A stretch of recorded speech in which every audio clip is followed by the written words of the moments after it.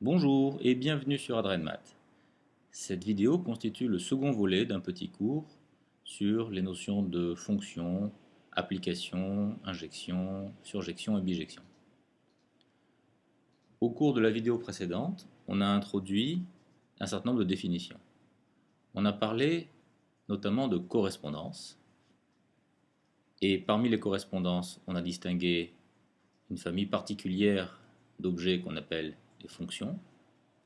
Et parmi les fonctions, on a distingué ce qu'on appelle les applications.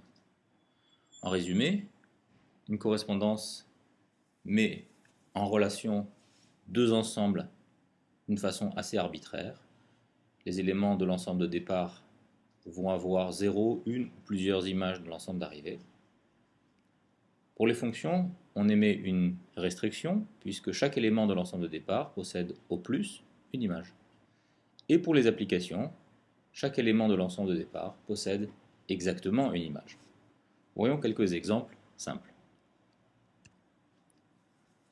Si à chaque réel on fait correspondre son carré, eh bien d'abord c'est toujours possible, et ça définit un nombre réel bien déterminé. Ceci est une application. C'est donc aussi une fonction, bien sûr. Deuxième exemple. À un réel x, on veut associer son inverse 1 sur x. Évidemment, pour x égale 0, ceci n'est pas possible. Voilà donc un nombre élément de l'ensemble de départ qui n'a pas d'image. Et de ce fait, il ne s'agit que d'une fonction et pas d'une application. Si l'on retire l'ensemble de départ, le nombre 0 qui n'avait pas d'image, on fabrique le domaine de définition de U. Et si l'on restreint U à son domaine de définition, on fabrique une application que l'on peut noter U tilde et qui à chaque réel non nul associe son inverse. Troisième exemple. Voici à nouveau une fonction. On sait bien que l'on ne peut calculer la racine carrée d'un réel que si celui-ci est positif ou nul. Les réels négatifs n'ont donc pas d'image. Quant aux autres, ils ont une image bien déterminée. Le domaine de définition de V est formé de l'intervalle 0 plus l'infini, 0 compris. Si l'on restreint V à cet intervalle, on obtient là encore une application qui, à chaque réel positif ou nul, associe sa racine carrée. À présent, on va s'intéresser à des types particuliers d'applications. On commence par les injections. Une injection, c'est une application pour laquelle chaque élément de l'ensemble d'arrivée possède au plus un antécédent. Examinons cet exemple. On voit ici que alpha possède exactement un antécédent, que gamma et delta n'en possèdent aucun, donc jusqu'ici tout va bien. En revanche, bêta possède deux antécédents, et pour cette raison, il ne s'agit pas d'une injection. En revanche, après cette modification, on a bien une application injective. Chaque élément de l'ensemble d'arrivée possède 0 ou un antécédent. Parlons à présent des surjections. De façon un peu similaire, on définit les surjections comme étant les applications pour lesquelles chaque élément de l'ensemble d'arrivée possède au moins un antécédent. Là encore, on peut examiner un exemple. Ici, on voit que alpha possède bien au moins un antécédent, puisqu'il en possède deux, idem pour bêta. En revanche, gamma ne possède aucun antécédent. L'application qui est représentée ici n'est donc pas surjective. Modifions-la. Voici maintenant une application surjective.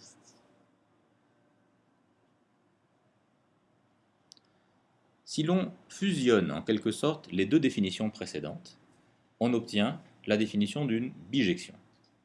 Une bijection, c'est une application pour laquelle chaque élément de l'ensemble d'arrivée possède à la fois au plus et au moins, c'est-à-dire exactement, un antécédent. voici une injection non surjective. C'est bien une injection, puisque les éléments à l'arrivée possèdent bien chacun au plus un antécédent, mais comme gamma n'en possède pas, ce n'est pas une surjection. Voici maintenant une surjection non injective. Tous les éléments à l'arrivée possèdent bien au moins un antécédent, c'est donc bien une surjection. En revanche, alpha en possède deux, et de ce fait, ce n'est pas une injection. Voici enfin une application qui est bijective. Chaque élément à l'arrivée possède exactement un antécédent.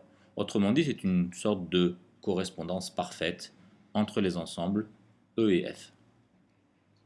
On peut ajouter ici un petit tableau récapitulatif qui reprend les différentes notions qui ont été introduites jusqu'ici. On voit très bien la hiérarchie, les correspondances étant les objets les plus généraux, et puis en descendant dans ce diagramme, on accède à des objets de plus en plus particuliers. Examinons à présent l'exemple suivant. Petit f est l'application qui à tout réel x fait correspondre son carré. Petit f est-elle injective? Non, f n'est pas injective car, par exemple, moins 1 et 1 ont le même carré, autrement dit la même image par f. La non-injectivité de f est visible sur la représentation graphique. En effet, chaque fois que l'on considère une droite horizontale d'ordonnée strictement positive, celle-ci coupe le graphe plusieurs fois, en fait 2 fois. On voit que f n'est pas non plus surjective, car par exemple, moins 1 ne possède aucun antécédent. Moins 1 n'est le carré d'aucun réel. Et la non-surjectivité de f aussi s'interprète graphiquement sans difficulté. Il suffit de voir que certaines droites horizontales, en l'occurrence celle d'ordonnée strictement négative, ne rencontrent pas le graphe de f. On peut toutefois construire une bijection en modifiant convenablement les ensembles de départ ou d'arrivée de f. Ainsi, l'application f tilde qui va de l'intervalle 0 plus l'infini, 0 compris, dans lui-même, et qui à chaque réel x fait correspondre son carré, est une bijection. En effet, pour tout nombre y positif ou nul, il existe un unique nombre réel positif ou nul ayant pour carré y. Il s'agit bien entendu de la racine carrée de y. Formalisons un peu les choses à présent. Considérons une application petit u de E dans F. Dire que U est injective signifie, on l'a vu, que tout élément de F possède au plus un antécédent dans E. Une autre façon de dire la même chose, deux éléments distincts de grand E doivent posséder des images distinctes. Avec la symbolique habituelle, ceci peut s'écrire de cette manière. Pour tout couple x' d'éléments de E, si x et x' sont distincts, alors u de x et u de x' sont distincts. Mais le maniement de la relation différent de est assez malaisé et on préfère de beaucoup écrire des égalités quand c'est possible. Donc on va plutôt réécrire cette assertion en remplaçant l'implication par l'implication contraposée, ce qui donne finalement, pour tout couple x' d'éléments de E, u de x et u de x' égaux entraînent x et x' égaux. C'est comme cela que bien souvent on démontre, en pratique, l'injectivité d'une application. Voici deux exemples pour illustrer cela. Tout d'abord, l'application U, ainsi définie, dont on va montrer qu'elle est injective. On considère pour cela deux réels x et x' différents de 1, dont on suppose qu'ils ont la même image. On effectue ensuite les produits en croix pour transformer cette égalité en l'égalité suivante. Il reste à simplifier et on obtient facilement x égale x'. On a bien démontré l'injectivité de U. Deuxième exemple, l'application V qui, à tout couple PQ d'entiers naturels, fait correspondre l'entier naturel non nul 2 puissance p, facteur de 2q plus 1. Montrons là encore l'injectivité. On considère donc deux éléments de l'ensemble de départ, c'est-à-dire deux couples, PQ et P'Q', qui ont par hypothèse la même image.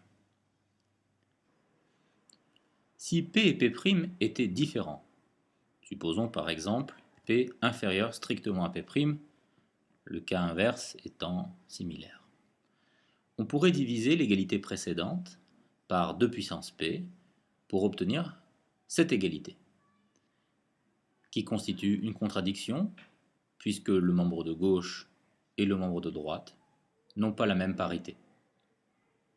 Finalement, les entiers P et P' sont nécessairement égaux.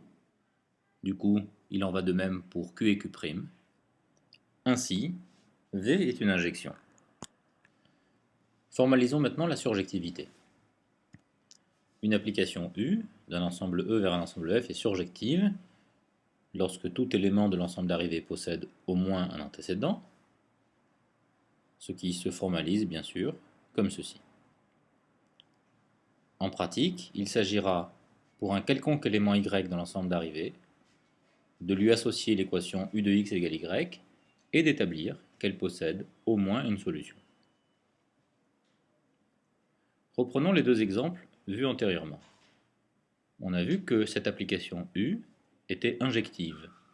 Examinons maintenant si elle est surjective. Pour cela, considérons un réel y quelconque et résolvons l'équation u de x égale y. Après avoir multiplié les deux membres de cette égalité par x moins 1, on peut isoler x par une mise en facteur, ce qui donne ceci. Ensuite, on souhaite bien sûr diviser par y moins 2, mais cela suppose y différent de 2. Pour y égale 2, l'équation prend la forme 0 multiplié par x égale 1 et ne possède donc aucune solution. Autrement dit, le réel 2 ne possède pas d'antécédent et donc U n'est pas surjective. Revenons maintenant à l'exemple de l'application V. Considérons un entier naturel non nul n et distinguons deux cas. Tout d'abord, si n est impair, n peut bien s'écrire sous la forme de q plus 1 et il est donc l'image du couple 0q. Ensuite, si n est impair, en notant p l'exposant de 2 dans la décomposition de n en facteur premier, on voit bien apparaître n sous la forme 2 puissance p que multiplie un produit d'entiers impairs, c'est-à-dire 2 puissance p que multiplie un entier impair. Finalement, tous les entiers naturels non nuls possèdent des antécédents par V, et V est une bijection. En effet, nous avions déjà montré qu'elle était injective, et nous venons de démontrer qu'elle est surjective. Un petit exercice pour terminer. Trouvez un exemple d'application F de R dans R qui soit surjective et non injective. Une possibilité est la suivante. L'application, qui à tout x associe x³ moins x, est en effet surjective. On peut le voir en invoquant le théorème des valeurs intermédiaires, puisque cette application est continue en tant qu'application polynomiale, et d'autre part, ses limites en moins l'infini et plus l'infini sont respectivement moins l'infini et plus l'infini. De ce fait, tout réel est atteint, ce qui est une autre façon de dire que l'application est surjective. Par ailleurs, elle n'est pas injective, puisque les réels 0 et 1, par exemple, ont la même image. Variante de cet exercice, trouver une application qui soit injective, non surjective. On peut par exemple proposer l'application exponentielle, qui est effectivement strictement croissante et donc injective, mais non surjective, puisque les réels négatifs ou nuls ne possèdent aucun antécédent.